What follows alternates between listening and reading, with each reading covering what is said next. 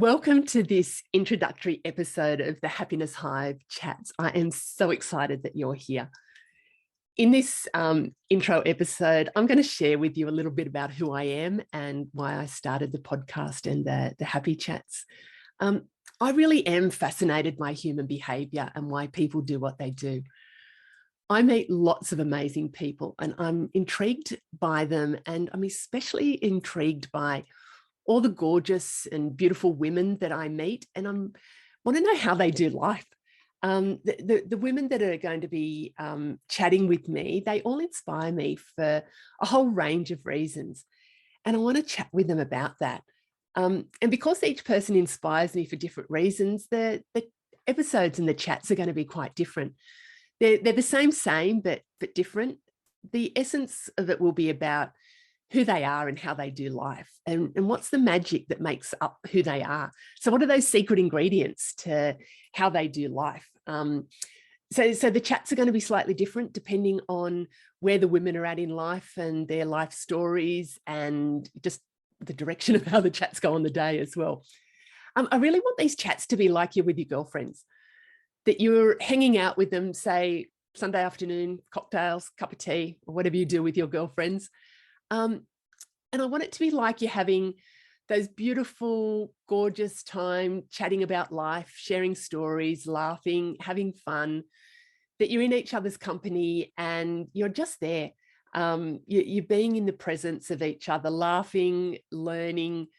Hopefully there's going to be some inspiration from the stories that you hear and pearls of wisdom that will drop.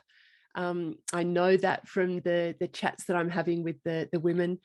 And the pearls of wisdom are going to be different for each person that's listening. And what I'd love for you at the end of each of the episodes is to say, I'd like a little bit of what she's having. I'd like a little bit of that in my life. You know, maybe there are elements that you can incorporate into your life, or at the very least, it's about listening to stories from women who you possibly wouldn't have got to meet otherwise. They are women from all walks of life and from around the world. It's about hearing the stories and being in the space and the power and the beauty in what women have to share. And it's my hope that the chats, they'll be fun. There'll be a little bit of happiness into your life, a little bit of time out for you in your day, filled with some inspirations. The conversations are real, they're raw, and they're going to be fun. Nothing's off limits. And depending on the topics that we're talking about, there might be some elements that could be a little bit challenging and confronting. But my goal is for the conversations to be about how women do life their way. My business is the Happiness Hive, and I focus on happiness, as the name suggests. It's a community for happiness. And for me, happiness is the new success. If you focus on having more happiness in your life, everything else just falls into place. And before I go on too much more about my business, I'd like to share a little bit about who I am and how I came about to doing what I'm doing. Some of you will know my story. Some of you possibly won't know. But what I want to do is share a bit about who I am and how I got to be where I am now. I grew up in country New South Wales. I was born in the city. And then our family moved to regional New South Wales when I was about 5. And it was a beautiful country town, really welcoming. Family life was great. It was almost idyllic. That mum and dad were really active parents. Their lives revolved around the kids. I had 2 older brothers. I was the youngest and the only girl. So you can imagine what that was like. It was a nice space to be. And it was just beautiful. It was really, really lovely growing up. Dad was a solicitor in the country town, very highly regarded and very involved in our sport and the community, especially the church. Mum was, oh my gosh, she was just such a rock star of a woman. She was energetic and vibrant. She was really involved in the community. And it's lovely to look back and reflect on, but she was very involved in establishing and supporting women's groups in the town, which was which is lovely to think about. She was also involved in the church. And I think that's where Mum and Dad met, actually, in the church at Sydney. And then they got married. She volunteered. She wasn't working, as a lot of women in the 70s weren't working while they were raising families. So Mum did a lot of volunteering, and she volunteered at the school. She was the queen of crafts. She would come into school and she would help us make all these amazing things. And I've still got one of them. I think I might have been about eight or nine when I made this. It's a laundry and a pajama bag. And it is the scariest looking thing that you can ever imagine. It's this scary ass clown. And I can only imagine what Mum was thinking about my abilities, because I am definitely not the queen of crafts. I think I missed that when they were handing out those domestic abilities. I think I must have been talking in line or something, because I definitely missed out on those. But Mum didn't. She was so resourceful. She used to make all of our clothes. And being a woman of the 70s, she would wear caftans all the time. And I remember one particular caftan, you know that fabric, that seersucker fabric, which is that bubbly cotton fabric. It's like tablecloths, picnic tablecloths are made out of seersucker. But anyway, she made matching caftans for her and me and for my Barbie doll.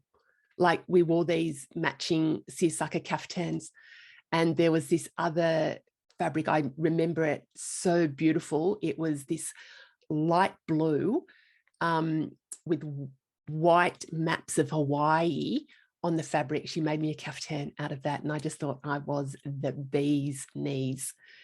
She was so resourceful. She was such a woman of her times. She got a knitting machine, and she would knit us jumpers. She would knit, everything was knitted. And I think she was trying to knit us tracksuit pants at one stage. She was trying to work out a pattern of how to make pants for us, which is, can you imagine? And she was probably a really cool thing, not in the 70s.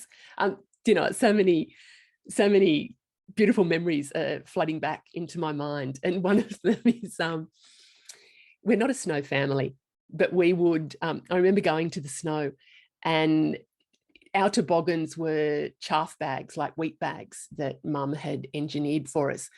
And we didn't have, there was no ski gear at all. And I used to have those Levi runners, which are those canvas denim runners. So to protect them from getting wet, Mum used, and I'm pretty sure they're those big green garbage bags that she would put over my shoes and up my legs, and then sticky tape them to my legs so that I wouldn't get wet. So that's and I remember one other memory, that we were a camping family. So we did a lot of our holidays were camping holidays, and we saw a lot of Australia camping around the place. And I remember one particular holiday, we were in remote bushland. And there's a photo of Mum in her caftan, camping out in the bush in her caftan. So, oh my gosh, just such beautiful, beautiful memories growing up. But things changed really, really suddenly. And on the day before my 12th birthday, my mum was in Sydney, helping my eldest brother to move out of home and get settled. And so it was the day before my birthday, and my dad, I remember Dad coming into my bedroom, and he said, Mum's gone. I'm like, yeah, I know, she's in Sydney. And he said, no, she's gone. She's not coming back. And it was like, what? What? I don't even know if he said that she had passed away. I really don't know. My whole world just went numb and black, and just all the lights that, sorry, I wasn't going to do that.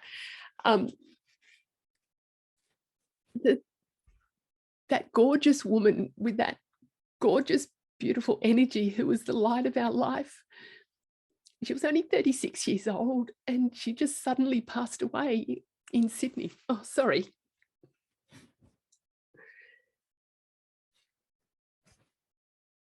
she passed away, and there was no inkling that that was even going to happen. It was just so sudden that she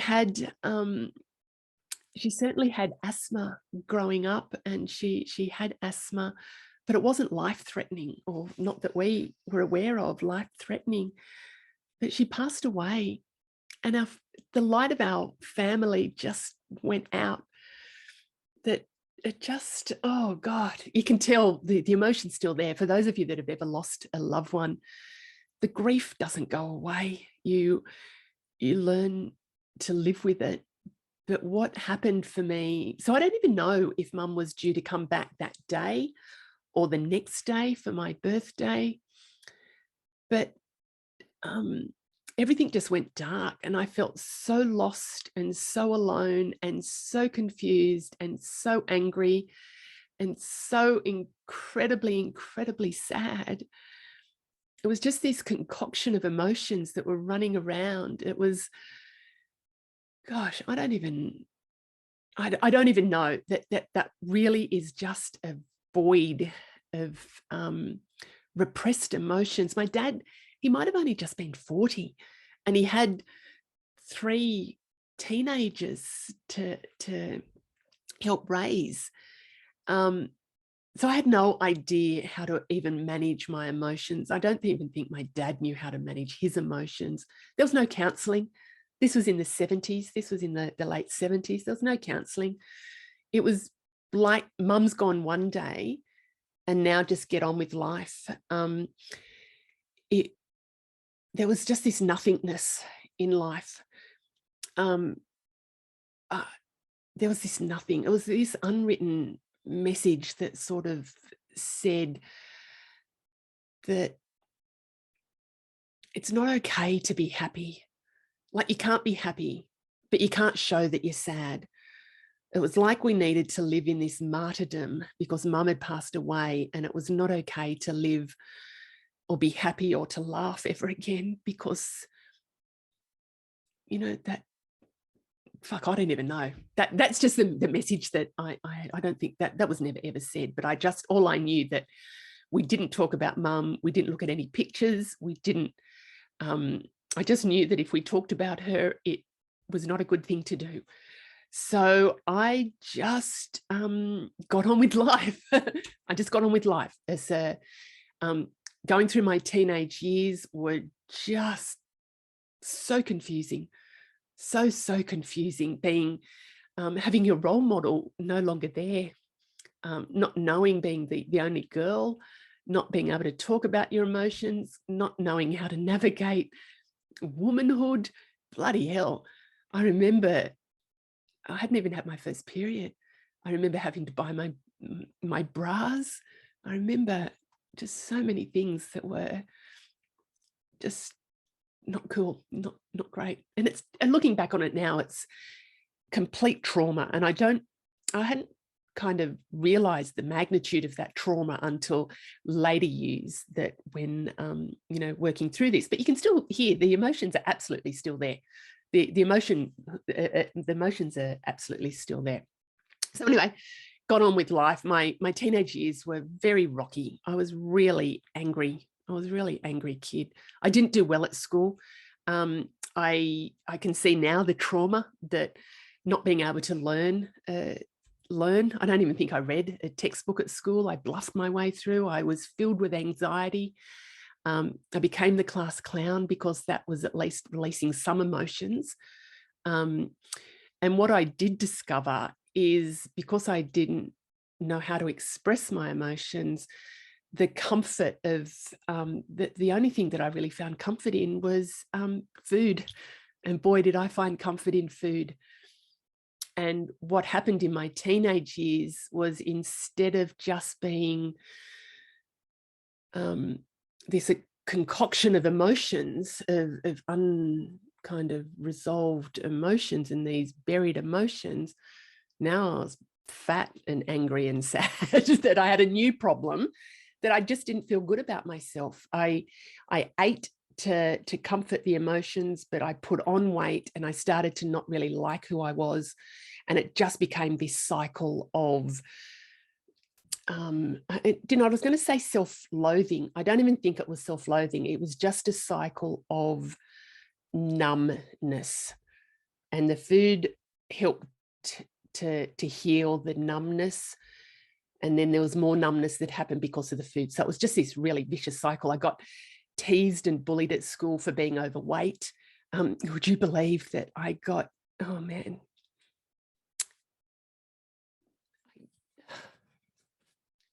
I got teased because my mother had just passed away. I remember a couple of girls that, and now looking through my older years lives, eyes, I can see that they were hurting, but fuck, they were mean ass girls that that teased me about my mum. Oh, I won't even say what they used to say. And the way that, and I didn't tell anybody about that. I just got on and dealt with it. But I think somebody must have heard, or a teacher had come and said, oh, I hear that they're saying things to you. Why don't you just go and sit in the library and get yourself together? And that was the way that they fucking dealt with these girls teasing me. That was my counselling. Go and sit on your own in the library and get yourself together. Holy fuck. Anyway. School was tough. And I had no idea what I wanted to do when I left school. In the early 80s, the options kind of for girls then were teaching, nursing, or maybe be a secretary. And my dad was a solicitor. He really valued his secretaries. And he said, why don't you become a secretary, because you'll be able to get a job anywhere. Like that would be a good thing for you. And I think interesting now that he didn't say, why don't you become the solicitor? But that's a whole different episode. That's a whole different episode. My girlfriend was going to business college. So we both moved from the country town to Canberra. I was 17. I had just turned 17. And I went to business college. I loved being in Canberra. I loved being out of home. But there was a new emotion that I hadn't experienced before, and it was guilt. I felt guilty that I was leaving my dad behind because my brothers had left home, but now I felt guilty. I felt responsible for him. So there was kind of that, just another emotion added to all the other unresolved emotions. But I loved being in Canberra. I really loved that, being out of home. I did not love being at business college. We were learning typing, shorthand, office management. It was like, whatever.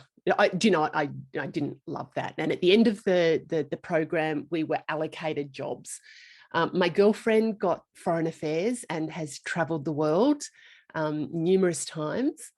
I got the tax office and the typing pool in the tax office. So that's where I went. And it was in the days where people would write whatever it is that they needed to write, and they'd send it to the typing pool. We had to type it up, 0 errors. I was not a 0 error type of person. I was not, but I was just hating on life. I was not loving life. And at that age, I must have done something right, because I got promoted pretty quickly to a steno, so a stenographer, which is like today's version of an EA. And I got promoted to that role.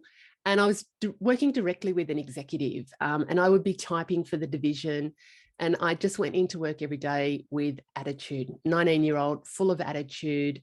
It's in the days where we had tea ladies and they had their trolleys. They would wheel their trolleys around the office. And I'm like, well, I'm not getting my boss a cup of tea because the tea lady's there, he can get his own. That was kind of the attitude that I had. It's just like, just full of so much attitude. I would not have liked having me working for them. But anyway, one day he said to me, he said, Catherine, there's a really great opportunity that's come up, and I think you will be fantastic for it. I knew that it was just his out. He wanted to get rid of me. But I went, yeah, whatever. I'll do it. I'll give it a go. And it was teaching people to type. There was no training. It was a temporary position. And they said, you know how to type, so you can teach people to type. It was in the in the 80s when people were learning to, computers were being introduced into the workplace. So people needed to know how to use them. They needed to learn how to type. And it was like, well, you know how to type. So you can teach people to type. And I went, yeah, whatever. So I gave it a crack, and there was something that happened. And I remember the room, the actual room that I was in, that training room. And there was something that happened that I had not ever experienced before. And it was this feeling of, do you know what? I don't know if I can explain it, but like, I actually really like what I'm doing. I felt this spark that I had not felt, I think, before my mum had passed away. I don't even know if I'd ever felt it before, but that joy. And it was getting satisfaction from imparting information. And it was a real satisfaction with being able to help people to learn. And it was something that I had never experienced before. And the people that I was working with, they said, Catherine, we really like what you're doing, and we want to offer you a permanent position. We can see something in you, and we want to be able to foster and develop that. And we have a whole range of professional training that we want you to participate in. And because we can really see something, we can see this as being a career path for you. And we'd like to support you in your study and to go to university. We would really like, we can see that will be a benefit for you, and to study the adult education, because that's going to help you to be even better at what you're doing without any training. You know, you're doing this now with no training. So imagine what you can do with training. And I was just like, oh my gosh, there was stuff happening. And this was an absolute pivotal point in my life, but definitely in my career. This was a turning point, that somebody had seen something in me that I just didn't even know was a thing. That they were giving me an opportunity. They saw something in me. They were actually taking an interest in me. They were willing to devote and help me to develop. They invested in me, not only with professional development, but in me as a person. They saw who I was. And I didn't even know any of that. So anyway, long story short, I loved all the amazing things that I was learning. And looking back on my career in the tax office, just the opportunities that were there for me, and some of the professional development programs and the training that I participated in how profound they were. They were actually delivered by really high profile people at the time. And I just didn't appreciate that. But now looking back, I'm like, oh my God, I was just exposed to such amazing people and information. And that helped me certainly with my career. With the tax office, I ended up moving from teaching people to type, to using computers and administrative skills. And then I was working on our major leadership program throughout the 90s. And that was amazing. That was amazing. I worked with a team, and I was the key facilitator on the program. And I reckon that there was a couple of thousand people that went through that program. And it was helping leaders to be great, so that they could help their teams and their organizations to be great. And as I look back on that part of my career, I really, really love it. And I look back so fondly. And it was like I was, part of a team, but I was an internal consultant for the tax office, and it just lit me up. Like, I didn't know that anything could light me up, from coming from the darkness and the depths of despair to being in a place where there is this lighting up.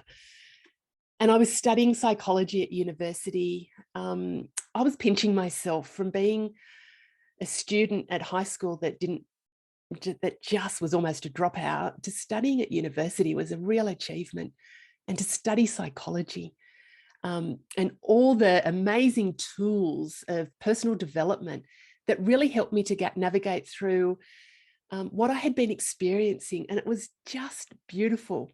And I remember in my mid-20s that I made the decision that I no longer wanted to live life the way that I'd been living life, with that attitude of anger and frustration and all those stored negative emotions. And I did a lot of work about releasing those.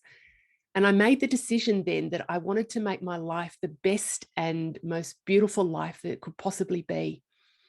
And I wanted to be the best version of who I could possibly be. And I made that commitment to myself way back then when I was in my mid-20s. And that's the kind of the essence of who I am and what I'm all about.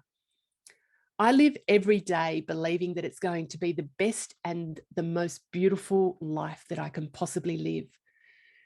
And when I was with the tax office, I guess just to end that loop, is I ended up managing a couple of our learning and development branches within the office. And the work that I did then lights me up as much now, 35 years later, as it did back then. And I can absolutely see that that was part of my career path. And it was all falling into place. And I didn't see it at the time, but I can absolutely see that now. So fast forwarding, I left the tax office when I had my kids, and I ran a couple of home-based businesses. And for those of you that don't know, you probably a lot of you don't know this, but I had a business as a stylist for a couple of years, and I loved that. But I wasn't ready to run that as a business.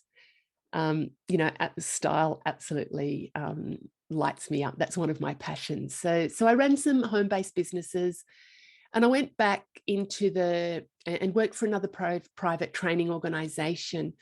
And that was a really gorgeous place to work. I really, really, really loved working there. And I would say 99% of the job was my ideal job. But I was never, ever going to be the boss there.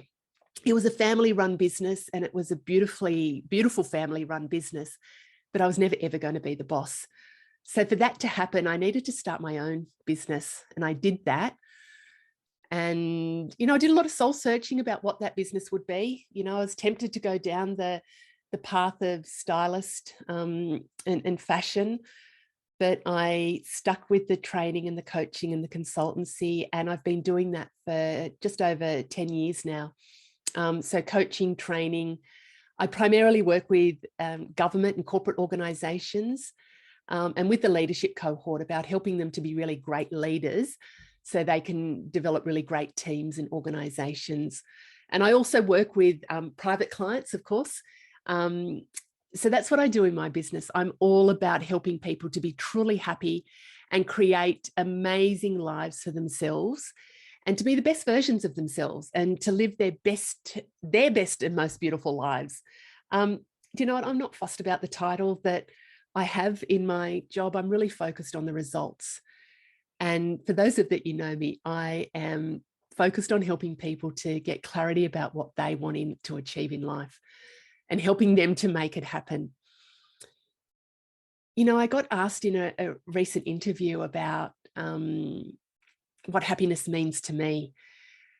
And I really believe that happiness is, if we're happy, everything else will absolutely fall into place, and we can do whatever it is that we want to do. And if we're feeling good about who we are in our lives and living our lives, then everything else will be just fine. So that's where my focus is. And I got asked in that interview about what happiness means to me. And for me, there isn't one definite answer, because it means different things at different points in time. It is a kind of a mixture of a whole lot of things, but it's really about living a life that lights up my soul. And it's about sprinkling a little bit of magic in the lives of others. Happiness is about living a life that lights up my soul. And that's why I try to focus on in my business, is to be happy. My business lights my soul up because I get to interact with amazing, gorgeous people. But I help people to work out what happiness means for them. That's what makes me happy. And I focus on mindset, success, achieving the results that you want to achieve. And I've spent the over 35 years specializing in mindset, human behavior, and personal transformation. And I feel a little bit funny saying this, but I've literally worked with thousands of people through my coaching and personal success programs. And, people have achieved the most incredible results in their lives. And some of the changes have been seemingly small and subtle, but the domino effect has really helped people to make big transformations in their lives. That's what lights me up. This is absolutely what lights me up. And I have a real passion for working with women and helping women to break free from their limitations, the shoulds in their life. I had a whole lot of limitations, man. I had bucket loads of limitations. And a lot of them resulted from, that mum passing, that event of mum passing away, and it kind of snowballed from there.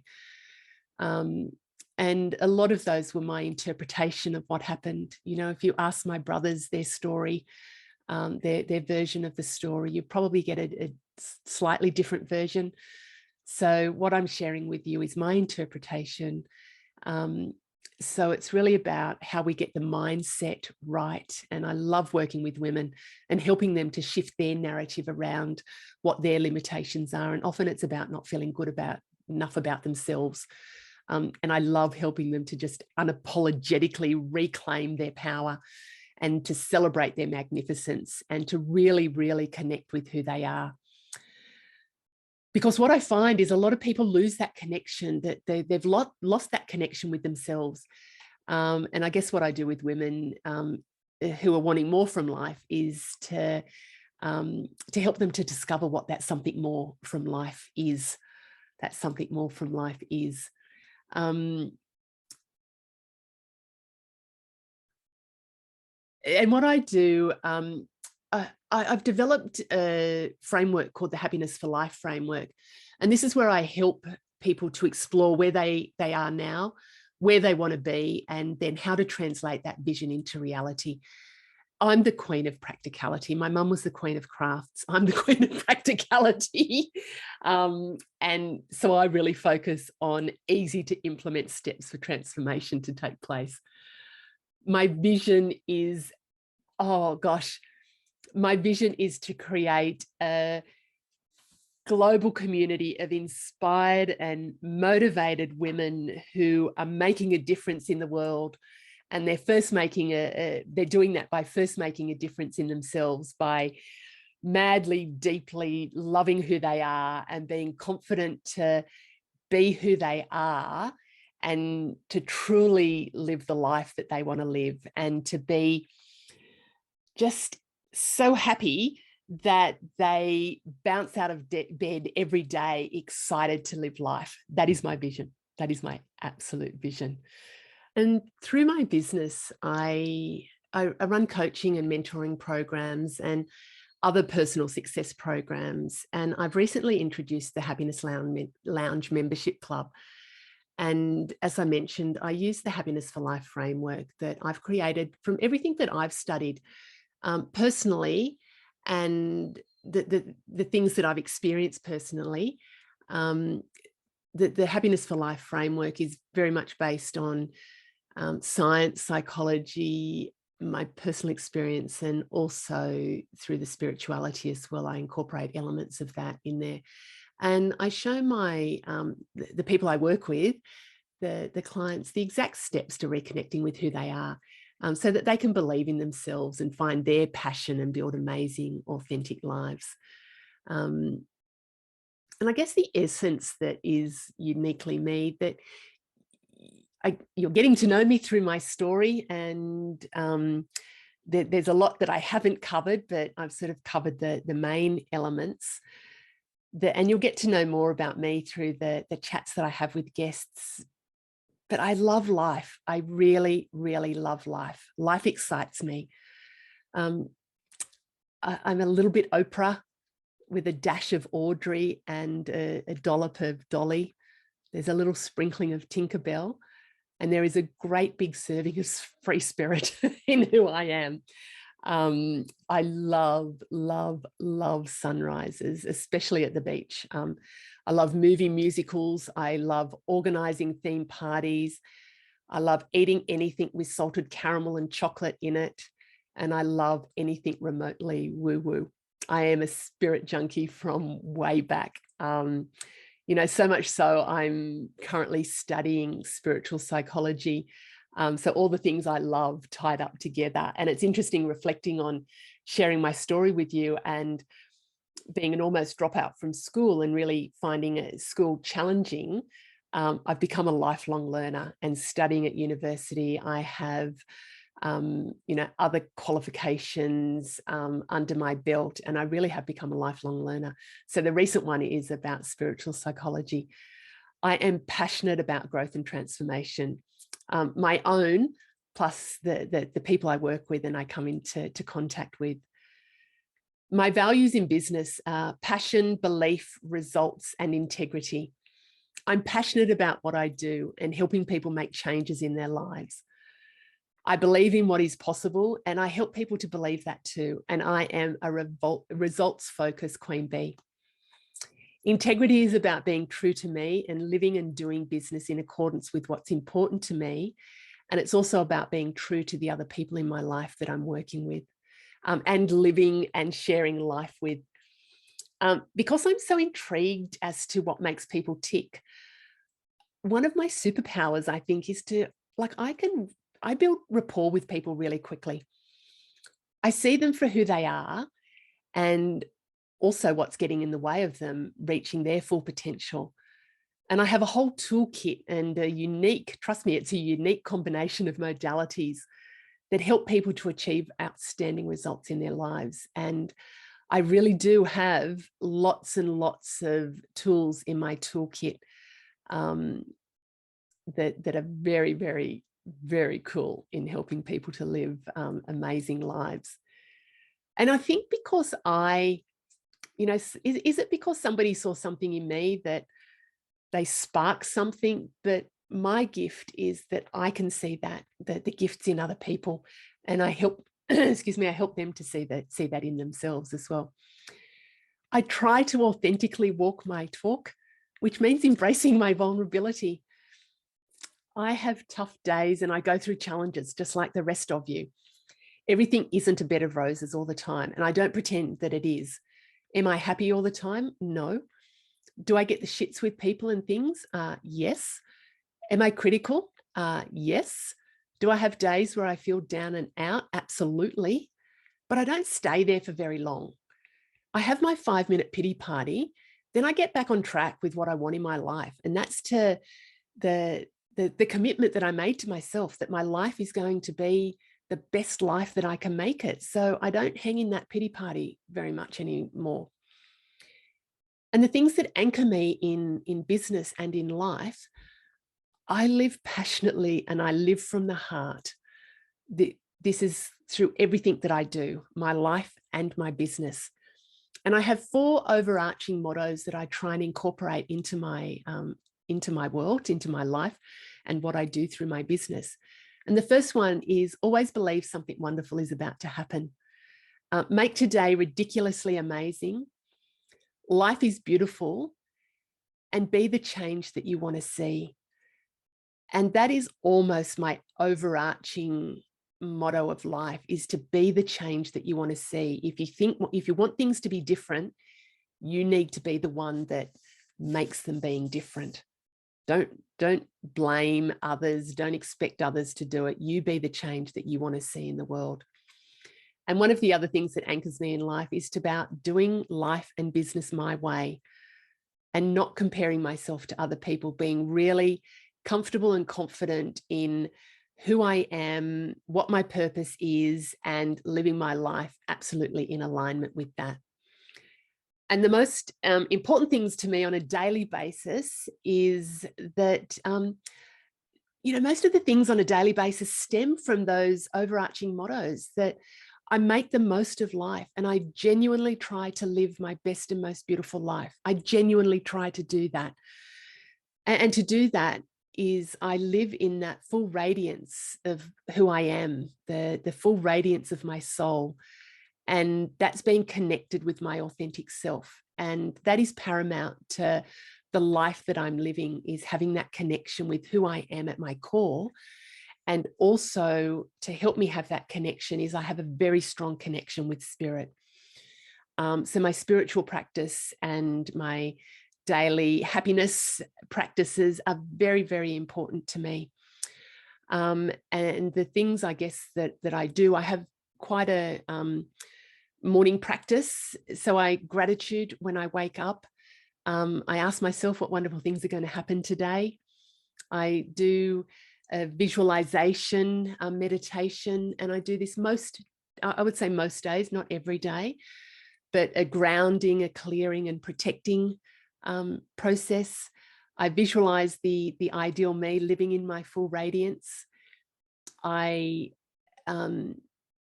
think about my core values in life, which are happiness, health and wellness, and living a rich and abundant life. So I visualize what that is for me.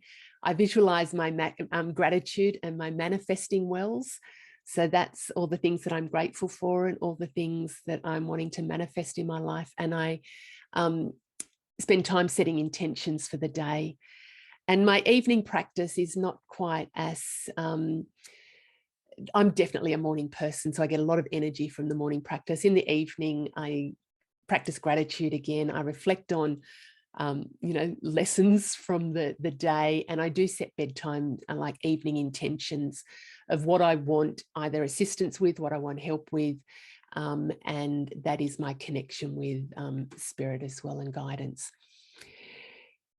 Oh, if there's a message that I'm bursting from my heart for every woman, maybe every person to hear, what is that message? That message is do life your way. We are all unique and beautiful women and people who have inspiring stories to share. And my goal is to chat with every person that I meet and to hear their stories, because there's always something to gain from just being in the presence of other people, and especially being in the presence of other women. So it's a very long list of all the people I want to talk to, but the message, if my wish for you, is to see the magic in your own story and to see it in others as well, and to be really comfortable, really confident to live life and do life your way. Like, you do you, boo. So I guess just in wrapping up a little bit more about the Happiness Hive and how you can find out more about what I do. Subscribe to the Happiness Hive podcast. Pop over to my website, which is Happiness Hive, www.happiness-hive.com.au, and you can read more about my story and my path to happiness, plus how you can work with me. You can find that out from the website. If you would like to start or continue your own journey to happiness and live your best and most beautiful life, I really encourage you to join our community of inspired and motivated women. Join us at the Happiness Lounge. That's my membership club, and that it's your central hub for everything that you need to be truly happy and live an amazing life. It's a new place. The Happiness Lounge is new, and it's just such a beautiful community of women. And as I said, my vision is to grow that community. So I would love for you to be absolutely part of that. You can work with me one-on-one through my coaching and mentoring programs. And this is where I dive deep with you into your personal situation and help you to fast track your results and to really work out what it is that you want in life and to create that lasting change. You can follow me on my socials at the Happiness Hive, and also connect directly with me at Catherine at happiness-hive.com. Do you know what? I really do love connecting with people, and it would mean nothing more to me if you reached out, if you wanted to connect, if you have questions you would like me to personally answer. I would love that. So I hope you have enjoyed this intro episode, and it's given you a taste of what's to come.